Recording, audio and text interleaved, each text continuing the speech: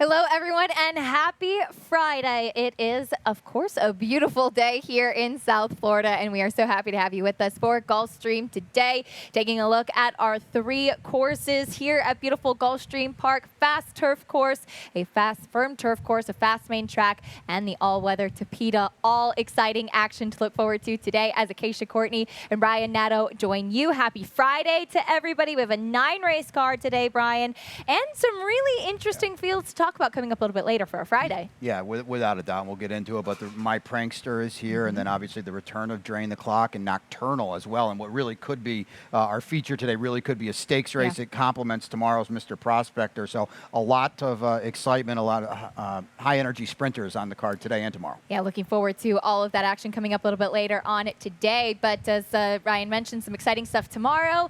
For me, that means I'm up for Beat the Expert. As Ron said, we're trying to avoid it. You're laughing now, Brian. You're in the hot seat next week. But we got some new photos. Thanks a lot to Lauren King for suiting us up. And you can head on over to the Gulfstream Park website. We're doing it on Saturdays, this championship meet. Free to play. We have 11 races tomorrow, including that Mr. Prospector. Yeah, not an easy card tomorrow. So you've got your work cut out for you. And the Mr. Prospector came up really, it's a tough race. Dennis's Moment and Endorsed are in there, but neither of them have to win. So it'll be interesting. I'll be interested to see where you go in there. And Ronnie set the bar pretty high last week. I know. 5-pack, I think, for Ron. 5 winners on Claiming Crown Day. Not an easy thing to do. So hopefully I can make a good showing tomorrow for Beat the Expert. But we'll get into this 9-race card today on Friday. And we kick things off on the Tapeta, going about 5 furlongs in this maiden claiming race. And also kicks off the early pick 5. Yeah, and I've got a ticket here, and it's a spread race for me, $30, and 1, 2, 3, 4, 5, right in a rip there. And we'll show a replay in a second of the 1 Miss Bluebird. 2, 3, 7 in race 2. The 7, Renee's Dream Girl, Antonio Sano, is just winning at a great clip with a huge ROI on the Tapeta. The single, everybody's single, is My Prankster. He's supposed to win today. He is going to be a very, very short price. Race 4 is a maiden claimer back on the Tapeta. I go 8, 10 in that order, and then to finish it off, another one on the Tapeta in race 5, 3, 6 in that order. No, nay, maybe. Kelly Breen, Paco Lopez, high percentage connections, especially when they get together. Looking forward to that one, too, and we'll talk about it a little bit later. But No Nay Never, his progeny on the Tapeta, have been doing quite well. But we kick it off on that surface in the opener, about 5 furlongs, the maiden claiming for the 2-year-old fillies. And you kicked it off with Miss Bluebird, who's taking a drop in class. I know we have the replay of the last race, and this one does have early speed. Yeah, and you'll see it here, the drop in class, as Acacia mentioned. So here she is down inside, Miss Bluebird, the 1 here, and we'll roll it. And she's, you know, this is not a great spot, especially against better. And here's the 8-5 favorite on her outside, kind of not letting her get away at all. And she's going to drop back a little bit. And I thought she ran well to kind of re-break and show interest. Because a lot of times, listen, these are, you know, lower level claimers. Here she almost kind of checks out of it a little bit. And you'd kind of think, all right, we're all done here. She's going to pack it in, call it a day. Yes, she does run 7, but you're going to see her kind of re-break here a little bit and chase on. And I thought it was kind of a sneaky good effort in that. Again, as I mentioned, you know, oftentimes these horses can quit a little bit. She runs on a little bit. She takes another crack at the new leader, actually passes her, and then she gets swallowed up. Easier company today. I think she can probably get loose, too. This was at a time when the Tapeta wasn't playing as fast as it is now. If she goes out there and they don't go with her, she might not come back. And that was just in her 3rd start, a little bit reluctant to switch over to that outside lead as well. And you and I were kind of talking about this just as far as approaching these Tapeta races. It seems like as we've gone on with them, they've been going pretty quick early on and coming home a little bit slower. So the ones making that last move seem to have a little bit of an advantage. Yeah, I know you talked about it. We talked about it in the office. The outside closers maybe have been doing a little better than the inside speed horses. Obviously, pace makes the race and all of that kind of thing. But so, you know, what we've seen of late, definitely being outside isn't a bad thing, I think, and making the last run kind of the winning run. I took a shot with the number 3 Mount Sinai for Steve Caceres, first off the claim. Vancouver, who was really precocious as an Australian sprinter, though on turf for Gay Waterhouse. His progeny, particularly sprinting on synthetic, have been really productive. And I do think that it's interesting that Luis Saez picks up the mount on this one, who really didn't run, though with traffic, but she didn't run on after that. For a young filly, again, at that level, I'm willing to forgive that, and a sharp claiming barn. Yeah, I agree. And Saez is the interesting thing to me, too. I went back and I was initially going to show this replay, and then I said, you know what, I didn't think there was a lot there. She had every chance.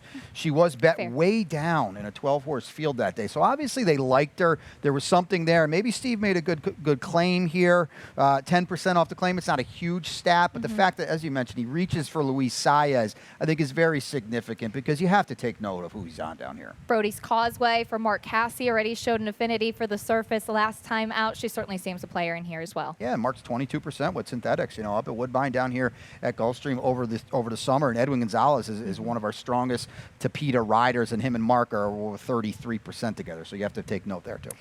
Race number 2 will also be about 5 furlongs on the Tapeta. This is a $20,000 claiming race for the 2-year-old fillies, and these are ones who have already won a race in their lifetime. You go to the number 7, Renee's Dream Girl. You mentioned Antonio Sato. Boy, and we were talking about him in the office, and I walked outside, and there he was watching some replays. So I don't know if it's an omen or not, but with the win the other day, he's now 15% on the Tapeta. Okay, so the ROI is 453. I mean, it's a ginormous number.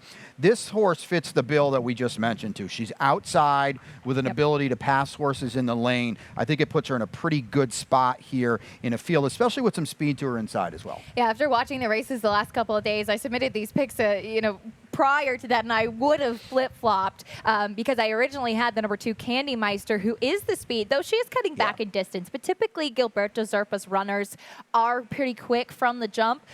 It was a significant drop in class. So she was facing She Nasty in her last couple starts, who was on such a tear at the time. Yeah, she had won 4 in a row going into yesterday, or 4 overall, excuse me. And the fact that the thing I do like about Candy Meister is, yes, she didn't run an inch, but she did show her speed early. Yep. So it's not like, she didn't fire her shot. She still did her thing. It's just too long and one extra turn. So now on the cutback, as you mentioned, you look at those turf sprint forms. She's yet to sprint on the Tapeta. She's going to be problematic for these on the engine. Look Up to Heaven. This one will try the Tapeta for the first time, a filly by Uncaptured for Steve Badu. And we're looking at some of the probables for next week's stakes. Looks like Eye of a Jedi pointing to the Harlem Holiday for Steve. Steve has done very, very well. His first graded stakes win, I believe, with Eye of the Jedi. And Fearless is going to take a shot at him as well. So that's exciting on that Pegasus kind of preview card. Yeah. 5 stakes, I believe, next Saturday. Yeah, looking forward to that for sure. As we turn the page, go to race number 3 today. This is a nice allowance, optional claiming we have. It's going to be a very short price, though, on the morning line favorite, 6 furlongs for the 2-year-olds. And My Prankster, what do you get from this one? Now, this looked to be one of the most impressive 2-year-old performances of Saratoga. It seemed like it was him and Classic Causeway for Brian Lynch and Jack Christopher, of course. And Jack Christopher went on to be a Grade 1 winner. My Prankster disappointed. Yeah, the Champagne was the best 2-year-old race of the year. I mean, I think it was better than the Breeders' Cup Juvenile. And Jack Christopher, as you mentioned, flexed his muscles for Chad Brown and Commander Performance for Todd Pletcher, the maiden. But he acquitted himself nicely in the Breeders' Cup Juvenile. And then there's Witt, who's a graded stakes winner himself for Todd Pletcher. So that was the race. Listen, it was a big ask. Did he disappoint? I agree, Keisha. He did disappoint. I thought he ran very, very well at Keeneland last time to a nice Wesley Ward horse. He's got to dominate this field today. If Todd thinks this is a nice horse, he's probably going places. This is a name to score kind of race for him. And it seemed like, first of all, I like that he's staying sprinting. I don't think he wanted any part of the mile, both on pedigree. The Dam was a sprinter, and while Into Mischiefs, as we know, can get the distance, I prefer them a little bit shorter. And physically, he looks more like a sprinter.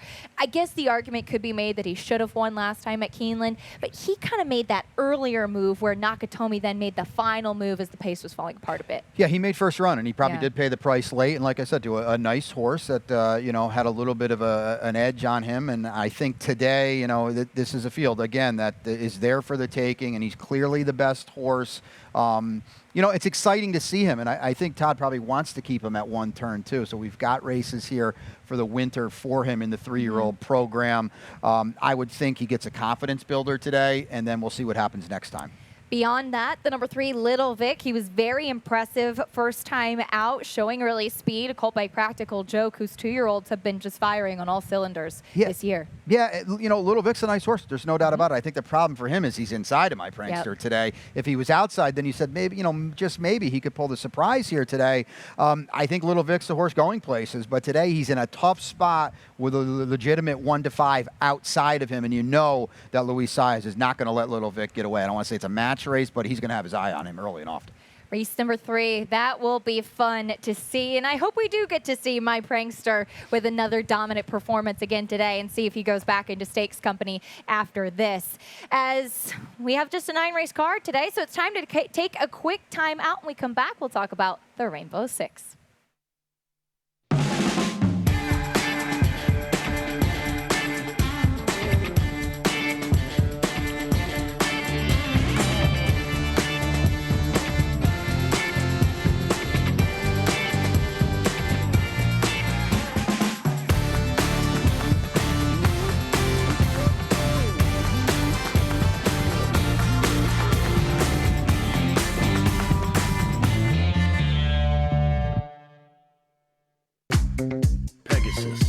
The divine winged horse that flew with heroes mounted for glory. Arrogant, gun runner, city of light, mucho gusto, and Knicks go. Racing, the thunder and the lightning on the track, energy in the stands. 5, fashion, entertainment, all for one. And we hope you'll be here with us on January 29th for the Pegasus World Cup, the 6th running. Pretty crazy. Think of what's happened in that time. I agree, and it's really going to come into focus next Saturday, as we talked about, with all those stakes previews, kind of looking forward to January 29th. It's never too early to start thinking about it. No, I got a chance to go and see some of the potential contenders up at Palm Beach Downs yesterday. We'll talk about that a little bit more later on, but we get ready to kick off the Rainbow Six here in the 4th race. We have a $300,000 gross jackpot guarantee today, 20-cent base wager, and it kicks off here in race number 4. Ron Nicoletti, as always, he's the master of the Rainbow Six, and what do you know, Brian? It's 43-20. That is the number, right? And Ronnie's got some good coverage. I think Ronnie's 3 for 3 this week with the 43-20. So thank goodness. Good coverage, $300K in the guarantee. So we'll see how it all plays out. And as Acacia mentioned before we went to the break, 9-race card today. So take note, that is race 4. We'll start a little bit earlier on, and it does start on the Tapeta, about 5 furlongs, with this 2-year-old maiden claiming race for $25,000. And anytime you have a Wesley Ward first-time starter, do take note. But you should especially take note when it's on the Tapeta here, because as you mentioned, Brian, with a trainer like Mark Cassie, they run on synthetic elsewhere too. So these are trainers that really know which horses are going to fit a synthetic surface. And I did find this DRF formulator stat with Wesley Ward over the past 5 years with first-time starters on the synthetic, 23 for 65. And what I thought was really interesting too, it's a positive ROI for Wesley Ward. That seems impossible, doesn't it? I mean, 35%, and a lot of times you see these big stats and the ROI is below $2, but that's a big number right there. And this horse is well drawn because he's going to show speed as well, as all Wesley's horses do. They always seem to outbreak the gate. Yeah. So while the 10 post maybe, for some trainers might be a negative, I think it's a perfect post for this horse because he should, in theory, break running and be pressing throughout. By Air Force Blue, whose progeny is about 21% with sprinters on the synthetic, and the dam actually broke her maiden on the all-weather over in Great Britain. So perfect pedigree. You go to another first-time starter, though. Yeah, Cry Macho for me. Number 8, Luis Saez is here for Bobby DeBona. And again, we talked about Luis earlier. The fact that he gets aboard and, he's had success from a relatively small sample with Bobby, I think is a positive. This is the 3rd full out of the dam. Just a half to Aunt Nadine, was in a pretty all right horse in her day. The work's certainly whisper ready. There's plenty of them here, and I think there's some intent here today, too. Luis Saez, of course, you think about with Irad Ortiz serving that suspension, and Luis Saez, who has won the Gulfstream Park Championship meet before, he's probably going to be the first call for a lot of the big names down here this winter. Spanish Noble, though, I know you have some interesting put on this horse who has experience on synthetic. Yeah, Ronnie's got 4, 8, 10 here, not necessarily in that order in the Rainbow, and I think they're the ones myself too. And Spanish Noble for Kathleen O'Connell, she's 22% on the synthetics, and Edwin Gonzalez, we've mentioned, all throughout the summer, I think he kind of showed that he was the best on the synthetics as well. So the fact that this horse cut back last time, two races on the Tapeta too, I think that's beneficial. Got the 2-turn foundation, didn't run at all on debut. 49-1 last time. You're not going to get 49-1 today, but you know this occasion. You can never discount the experience edge in these 2 races, and this one has it on Cry Macho and has it on Road Trip to Nowhere as well. Also drops down a notch, too, after trying $35,000 types last time out. That's an interesting race to kick off the Rainbow Six. We kick off the late pick 5 on the Tapeta as well, going about 5.5 furlongs in this 5th race. What do you got? Yeah, let's take a look at the ticket here. It's a good sequence, and I think there are some favorites that don't have to win. I'm actually against Drain the Clock today, so yeah, it might be a little bold. Here it is. It's a kind of an odd one. A spread here in race 5, which we'll talk about shortly. 2, 4, 6. It's actually the 2 on top winning Laugh, a firster for Mark Casse and Edwin Gonzalez. Back-to-back singles for me. Nocturnal. We're going to talk about race 7. It came up so tough. I'm going to try to beat Drain the Clock today. It might be pointless. I'm going to try to do it. I do think Take Charge Row in race 8, we'll show replays coming up too, is going to be very, very tough. And race 9, I have no strong opinion. My long shot is in there, number 5 Kagwa, but 2, 3, 5, 7, 9 in a deep spread race. I'd love to be alive and hope for a little chaos in the finale. Very tough races to start and to end this pick 5 sequence. So finding some singles in the middle there certainly helps with keeping that ticket affordable. And we do start again 5.5 furlongs, about 5.5 on the Tapeta. Non-winners of 3 in life for the 3-year-olds and upward. And you go to the number 3, No Nay Maybe. And as mentioned, No Nay Never, really productive with his progeny on the Tapeta, and this one does drop in class. Yeah, and Jim Mazur's progressive handicap gives this one an A+, No Nay Never. So, you can't get better than an A+. I've never really had many of them. But, yeah, I like this one, No Nay Never. I mean, it's Kelly Breen, it's Paco Lopez. I mentioned it at the start. I mean, these are potent connections here in New Jersey as well. They're 23% together overall, and just Paco is just riding lights out, and you've got to love his aggressive nature too, because it puts everyone else in a tough spot. He takes the race to you, and it's kind of the damned if you do, damned if you don't. Do I want to go with him and hurt my horse, or let him go and never see him come back? And I love that style in this day and age when we see a lot of passivity. So I like this one here, and again on top for me. I went to the number 6, Officer Country, who actually ran well, all things considered, on the Tapeta last time. I thought it was interesting as well. I actually ran a career best Beyer speed figure in that race where he didn't get off to the best break. And he is the type of horse that lately has been taking himself really far out of it. He used to show some more speed, but I think that he actually runs better when he is from off the pace. So I was encouraged by that race. He was 48-1, and I don't think he should have been that price. I know that he's been coming from far out of it, but looking at the way that he ran and what he was facing that day, actually ran a really good race at Delaware a couple starts back. So you're not going to get 48-1 today, but hoping that he can maybe not break so slow like he did last time. Yeah, and there's a lot to like with this horse, and I think you said it perfectly. First time on the Tapeta last time, and he was cutting back too. He just got run off his feet, and he broke slow too. I'm in agreement with you. I expect him to be closer today. Edwin Gonzalez got a feel for him last time as well. As we mentioned, he's riding great on the Tapeta. I think this horse is clearly the main danger, and it was the other one I used in the late pick 5. Quickly, what do you make of the 5 Big City Red? I don't think he's fast enough, but talking about musical jockeys, Luis Saez picks up the mount on this one that just won for 8,000 non-2 last time out. Yeah, it's a class rise, so no doubt about it. And, when Acacia says it might not be fast enough, I think that's on figures as well as maybe on the racetrack, and is a little slow. But I don't think it's ever a bad thing to come in off a win in these lower level claimers, and he does it, and he did it in a good way last time too. Moving on to race number 6, late pick 4 kicks off here with a good-looking maiden optional claiming. I think there's a lot of quality in this field, going 1 1/16 on the turf here. And found a stat that I thought was interesting on Brian Lynch with the number 5, Hard to Ignore, who has a monster turf pedigree. And this is actually my price play of the day. It's a limited sample size, but going dirt to turf and maiden special weight to maiden claiming, the horses seem to be well spotted. 3 for 9 winning, 4 for 9 in the money, and it's a big ROI. She had a couple of big prices, and I'm hoping this one's a generous price.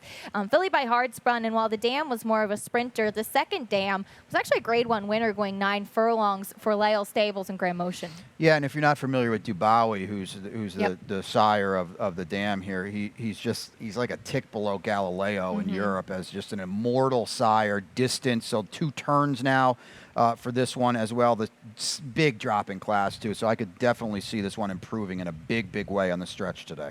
You went to a first-time starter, winning laugh for Mark Casse. Talk about a big pedigree. This one has a nice pedigree as well. Yeah, it's a half to Wild Medaglia d'Oro. It was an okay horse for these connections, you know, so there's a recipe, there's a reason to think that this one can run a little bit.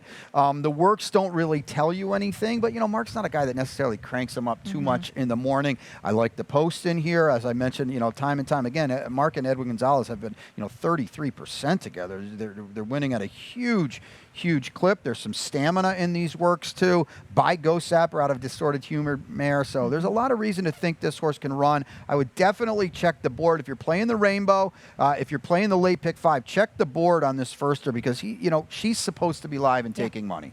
Yeah, especially given that pedigree, as you mentioned. The dam was also really good on the grass, too, herself. She was a 5-time turf winner. Both had some interest in the 6 Cascade Park.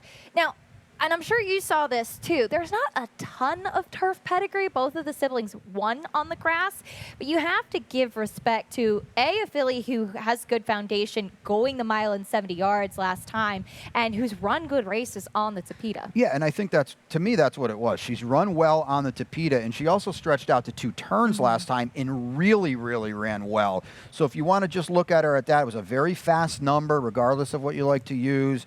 Mike Trombetta does a very good job spotting his horses. The other thing I think is noteworthy too, Acacia, Mike is like 24% on the synthetic, and you know darn well there's races for this filly on the synthetic. Here she is popping up on the turf, and I think that's something to take note of. Yeah, you could run her on the Tapeta should you wish. Now the number 4 wild card Kitten by Kitten's Joy. You have to imagine that's a pedigree that should appreciate getting to the grass as well. Feature race today is race number 7, and it's a good one. Could have come up as a graded stake pretty much. We take a look at the fields here. Let's start with Nocturnal, who you go with. This one comes off of a layoff since February, and he was very impressive before being sidelined. Yeah, and we've got both replays to show. And there's nothing here. There's no trips or anything, but I just think it's good to let everyone know, refresh them on how good Nocturnal was. Here he is on the lead here. And they're going to make him run a little bit, and this was his maiden breaker, and he's on the lead, and obviously he wins off and he does his thing, but he had to run a little bit, and you're going to see him re-break late, and I just thought it was a really polished performance on a horse that had only run twice, and he's showing he's got some gears here. He was on the lead. When we show the next race, he wasn't on the lead, and he's not going to be on the lead today. I think he's my best bet of the day. I think he gets hurt a little bit by the scratch of Quick Tempo, who was, no pun intended, very quick, and he would have been on the inside speed for Chris Davis. So here's Nocturnal striding out, and then we're going to bring up his next race. And, the problem is that was the last time we saw Nocturnal, and it was in February. It was going a mile. And now he's going to come back at 6 today. And I know Todd Pletcher was on record saying it's a concern. The rail is a concern as well. But I think the flow today, Acacia, for Nocturnal is going to help him. And I think he's going to get pace to run at. And that's why I like him today. And he's just been so impressive. And Todd's 25% off these elongated layoffs. So, yeah, there's reason to think he could use this race. But I just think from the flow perspective of today's race, he's going to sit the perfect trip. And I'm just hoping he runs down, drain the clock, who's going to be super tough for Safi. Yeah. We know that. But you also, you're allowed to wonder, does he have to win today with a lot more going on throughout the meet in the year, facing older horses for the first time too? He is. It's a really good point. Yeah, I got a chance to speak to Todd Pletcher yesterday, and you'll hear from him a little bit later on, but he thought with the rail draw, Nocturnal would kind of drop back and let the rest of the field run away from him and try to make a late move, which pace-wise would set up nicely for him. He did tell me it entered him in a mile race that didn't go, and so he felt this was a bit short. Now, that is a concern. However, he's a super talented horse. And one thing to mention is that Drain the Clock has run some very quick races, has run impressively. He's a grade 1 winner. They got a 97 buyer speed figure for the Woody Stevens. The best figure that Nocturnal ran was a 95 in that allowance race, and everything else that Drain the Clock has run is not really as fast as that. So I guess that's the big question here. Now, what I think is incredible about the Jerkins, which was to me one of like the most exciting races of the year, Jackie's Warrior came back to win, Life is Good, Following C, New Bomb, and Judge and Jury. All 5 out of that race to run have come back to win, 3 of them in grade 2s, and he's facing 2 of the best horses going one turn in Jackie's Warrior and Life is Good. Yeah, I mean, he had a great campaign. Well, it's, he's still 3 now. He had a great campaign for Safi, who did an amazing job. He beat Jackie's Warrior. Yeah. He was the only horse to beat Jackie's Warrior before the Breeders' Cup Sprint at one turn. So that's heady stuff. But listen, Acacia laid it all down there. He's, other than that race, not that fast on figures. And he has no margin for error. And just maybe, Sagamore Mischief to his inside, and certainly Gatsby, who's in very good form, to his outside. You can kind of envision maybe a little pace sandwich a little bit. And, I can't imagine Safi's got the screws tightened to the gills here today. So just maybe it's the right time to beat Drain the Clock. And as I mentioned, too, facing older horses for the first time as well. There are some questions for sure. I ended up going with him versus Nocturnal because I was concerned about the inside post and the distance. But would I be surprised if Nocturnal wins over Drain the Clock? Not at all. They both have to have their running shoes. We'll put it on that in that way, which makes this a really fun featured race today. Yeah, without a doubt. And there's Paco on the outside with Gatsby, who's not giving anything away early. That's for sure. He's been really good lately. The quality continues in the 8th race. We're on the turf for this one in this allowance optional claiming for fillies and mares, 3-year-olds and up. Let's start with Take Charge Row. I know you like this one, who had a bit of a trip last time out. Yeah, I mean, she's a short price here today, deservedly so. Louise Saez, we could have a very, very big day. Here she is down inside, back a little bit. She's going to kind of just get stopped entering the far turn, and it just really wasn't the trip that she wanted. And you're going to see it entering the turn here. She's the 4 horse and kind of finding her way through a little bit. And here she is down inside, and you're going to steady a little bit. And she gives up first run, and now she's going to have to steady a little bit again. And all of a sudden now she's shuffled back, and she's got to wait a little bit to get outside, and it's just a little too late. She's supposed to beat this field today. She's going to be a short number. She was wandering a little bit there too, and now she's got to come inside. And I think horses, it's never easy to come inside in deep stretch and get up. You just don't see it a lot. I think today against this group, she's in a really, really good spot. And she did not look happy in the stretch. She was swishing her tail, and Drayton Van Dyke went to the right-handed urging. You saw her kind of duck in like that, and that was her sign of saying, I am not happy about this situation. And typically, she's not as far back as she was last time, too. I think that she's a major player in here. Took a little bit of a shot against her with the 6 Jezebel's Kitten, who I thought actually ran okay last time out. And she's been facing some nice horses in Kentucky coming in here for Chris Davis. Yeah, and if you're not familiar with Chris, I got to know Chris. He wintered at Fairgrounds last year. He's a Midwest guy. He's a very, very sharp trainer. He had Quick Tempo, who's a nice 3-year-old sprinter for Chris, but he spots his horses correctly and gives them a good chance. And this one, with Brad Cox and then with Chris last time, didn't really miss a beat. She might even get first run on Take Charge Row, and I agree, she's definitely the main danger to me. Seems to be a little bit of waiting to kind of break through to that next level. Safi Joseph, meanwhile, has 2 in here. He has complementary running styles, too, with Katama Moonlight having that early speed, and then Lovey Lovey down to the inside. Yeah, and both of them have races that can get it done in here, especially if the favorite stubs her toe a little bit. Katama Moonlight, with an aggressive ride, probably can get the front in here or sit just off the 2 Jabba Takaba. Booty Kaba, I believe. You just made it sound better than I did.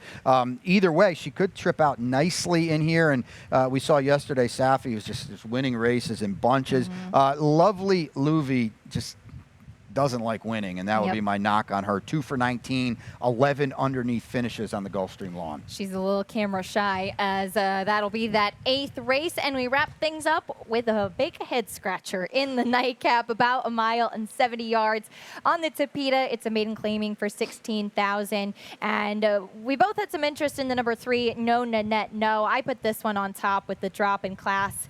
you have her in second. Yeah, I mean, it's George Weaver, blinkers on, 32%. That's 8 for 25 blinkers on. I mean, that's a big number from a sizable sample, too. That's, not 2 for 5 or anything like that. The drop, a much, much better post in here, and guess who's riding?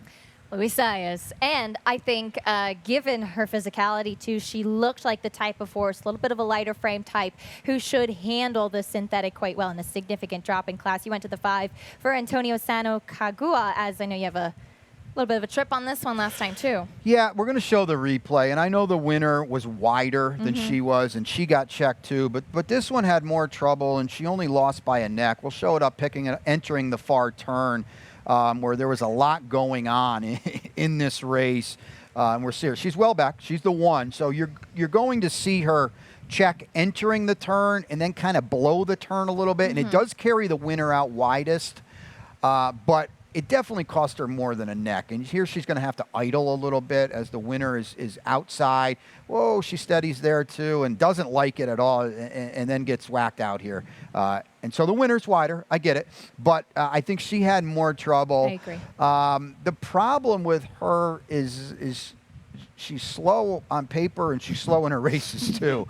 And definitely the 3, No, Nanette, No is faster, and she's going to have a big tactical edge too. But I like the fact she's got a good run over the Tapeta. I like the fact that she fought on here instead of giving it up and calling it a day. In both of her 2-turn races have been on the Tapeta, have been much better than anything else. If No, Nanette, No doesn't handle a new surface, 5-1 is square to me. And we did see Antonio Sano and Ryan Betancourt team up with a win with a first-time starter with Yoga Queen the other day, too. Beyond that, as you can see from the picks, it's pretty wide open. I had some interest in the maker runner, Yo-Yo Mon, who you would think would be more of a turf pedigree, but hoping blinkers on in the drop will help. You had some interest in My D Valentine as well. Yeah, I mean, it's just such a wide open race. Zayas and Kent Sweezy. Kent won the nightcap the other day to get on the board, and he claimed this one for 16. Gets her back to the Tapeta as well. Ran okay on the dirt last time. Now we stretch out. She's already gone 2 turns on the Tapeta, so she's got that going for her. By Orb, at least on top, she's bred for this.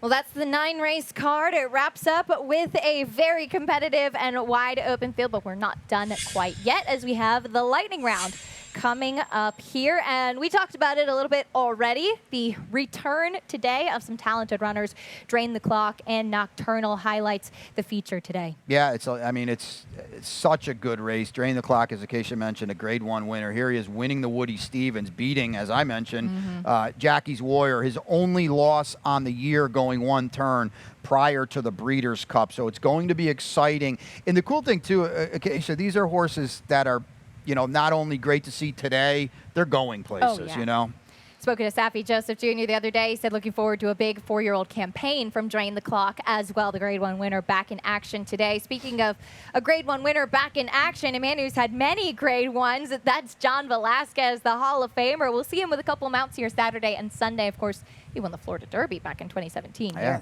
always dreaming. There we go. John taking a little trip to South Florida before he heads out to ride at Santa Anita for the winter. So we'll get to see him here tomorrow with a couple mounts, and it'll be interesting to see how long he sticks out. Boxing Day at Santa Anita on the 26th, the day after Christmas. So it's good to see Johnny down here. Always is a class act. It's so much fun to get a chance to kind of pick his brain when you have a chance to unpack races with him as well.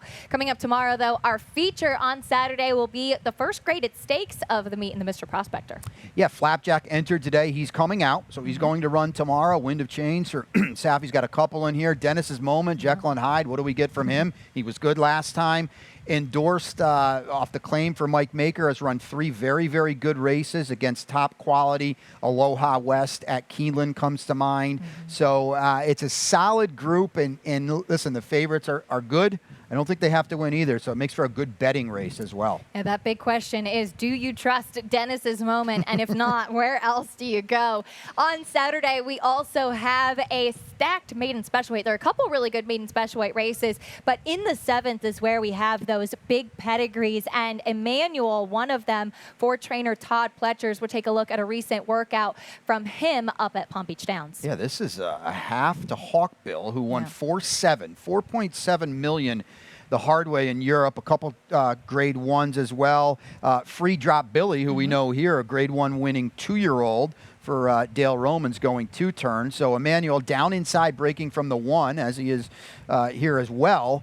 Maybe gets a little seasoning off of that. But for Todd Pletcher, who, Todd's starting to bring some horses down, and we know how loaded he is. Did you say 127 horses at Palm Meadows? He's got a lot up at Palm Beach Downs. As speaking Downs. of top quality horses up there, he's got a big name who is getting ready for a big dance at the end of January. Life is Good, the Breeders' Cup Dirt Mile winner. He's here in South Florida, and got a chance to see him yesterday as he was hamming it up for the camera. You were raving about him in the He's office, so striking, sweet, too. right? Oh, he's absolutely gorgeous. And he's freakishly fast, too. And we've talked about the Pegasus earlier, and it's never too early to talk about it because a seismic battle is shaping up right now between Knicks Go and Life is Good, and something's got to give because they're the 2 fastest distance horses in training. They only know one way to go, and that's fast, early, and late. So it's going to be exciting, a couple months out. It's like the battle of the heavyweight champions. We hope you'll be there with us on January 29th for that Pegasus World Cup, but we hope you'll be here with us today as well. 9 race card coming up next. Thanks for joining us on Gulfstream today as we turn it over to Pete Aiello for scratches and changes. Pegasus, the divine winged horse that flew with heroes mounted for glory. Here begins our story of legendary times, the rarefied air when the stakes are high. Like the moment when you feel the vibe, the thunder and the lightning on the track, the energy in the stands, like music moving through your soul, shaking your hips, making you dance. The stars come out in the magic city. For Pegasus they stay, dressed in designers' newest finds, wishing all days could be like this. A moment in the sun, where everything is divine. Racing, vibe, fashion, entertainment. Arrogant, gun runner, city of light, mucho gusto, and Knicks Go. Pharrell Williams at the finish line. Lenny Kravitz rocks the runway. Snoop Dogg making it rain. A Jennifer Lopez family affair. Vin Diesel found out that cars aren't the only thing that are fast and furious. This runway on the rail.